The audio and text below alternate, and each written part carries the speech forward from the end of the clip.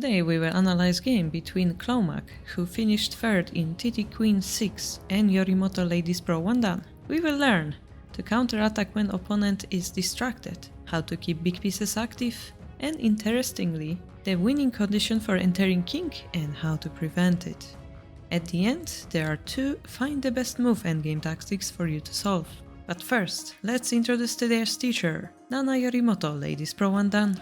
She was born in 1997 and became Shogi Professional in 2017. Her teacher is Hiroki Izuka, 8 Dan. Yorimoto comes from Japan, Tokyo, Meguro Ward.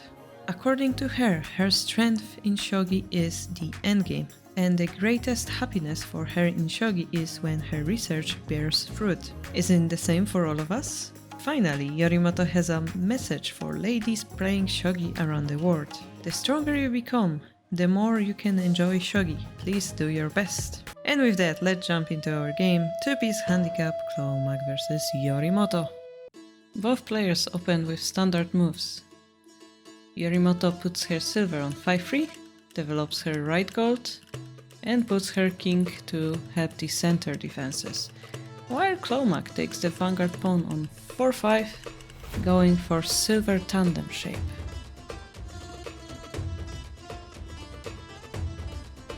Clawmac's main goal is to keep the bishop line open like this, therefore those two pawns together with this pawn puts a nice pressure over there. On move 25, Yorimoto starts attacking over here, trying to take this pawn, but Clawmac prioritizes her king's safety, giving up this pawn for free. Up to this position, both sides develop their camps and are ready to enter the middle game. In this position, we could engage in the center, think of exchanging golds, or finish our castle. Surprisingly though, Clawmac plays lands to 9-8. It is a very situational move. We will see if it works here or not. Few moves later, Yorimoto tries to exchange the side pawn. But as you can see, this is a perfect moment to counterattack because this gold is momentarily distracted. What does it mean? Well, the opponent will have one less piece to help them defend as well. You can see this gold is a hanging piece. So for example, we have this variation of pawn 5-5, pawn takes, crucial move of sacrificing this pawn, and we have one continuation example. Silver goes back, pawn drop, silver takes, offering exchange of silvers. We drop the pawn. Here the rook is under attack, so we go here, and you see this is where the hanging of the gold matters. We're gonna gain a tempo, and we will be able to continue the attack naturally. Here we're using the bishop, right? Our rook line is open nicely, using the silver in hand, continue attacking, and here it may seem like we have no continuation, but look at this knight beautifully joining the attack. This would be truly unstoppable.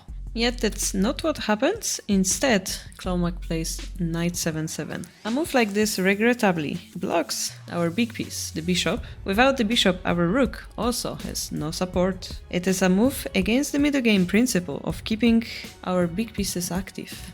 Even worse, if the knight were to move again, it will be immediately captured.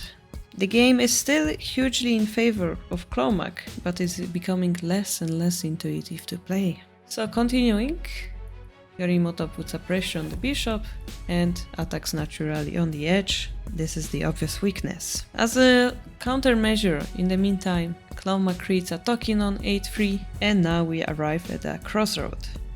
Token alone cannot win the game. A crucial move would be pawn 5-5 in order to activate both silver and the rook together in the center.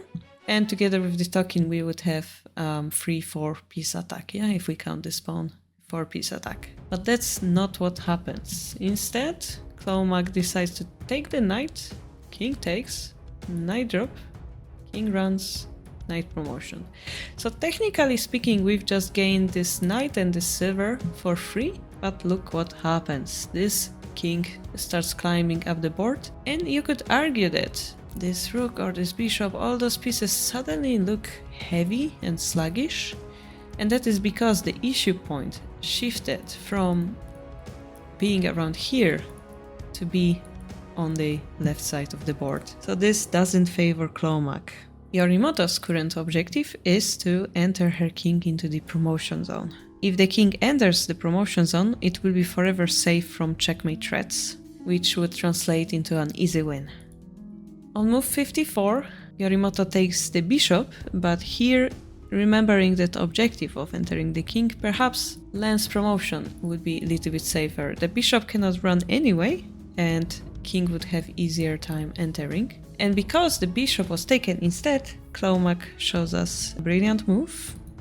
Rook 5-6, and here we have a lance drop. After which, Clawmac played a brilliant move. If you wanna try to think about it yourself, please pause the video here. And the move that was played was gold takes 8-7.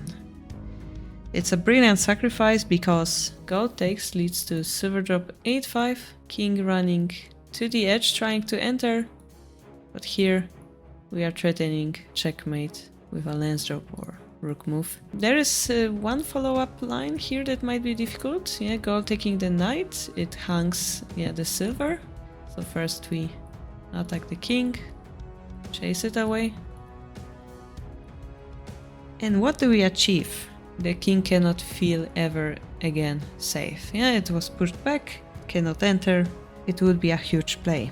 When playing against entering king, it is much easier to prevent it than it is to capture it later on. So this would achieve that huge goal. Instead, what Clawmac played was to take the lance. Yeah, in our variation we had silver drop. Clawmac took the lance simply, but after gold drop 8-6, lance drop, this is a brilliant move. Yeah, we cannot take the lance.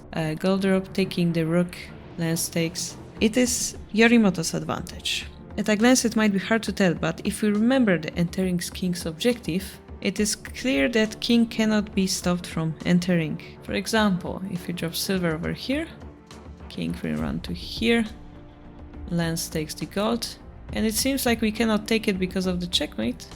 Here we have the counterplay of rook drop. And king can easily enter. So instead, Clawmac plays a very scary check. Lance takes 8-7. In this type of position, one mistake might change everything. Yorimoto played king 9-5. A chance came. Knowing our entering king's basics, what would you play? Pause the video if you want to think. There is actually a winning move in this situation, and that is silver drop to 9-7. It is threatening checkmate with a gold drop over here.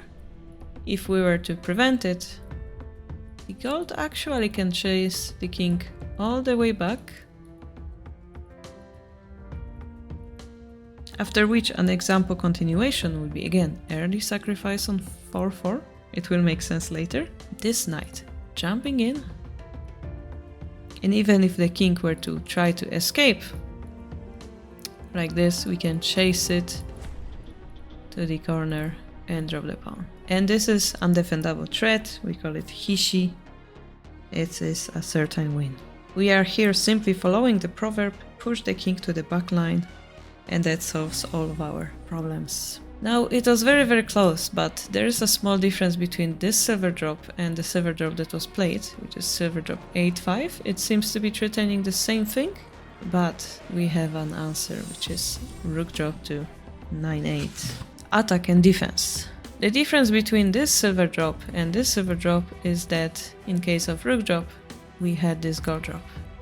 Rook taking the gold meant we had one more piece on the board, preventing this king from entering. If we were to block this, check, the gold takes the lance, and nothing is blocking the king from entering. What is important, this rook now protects against checkmate on this square.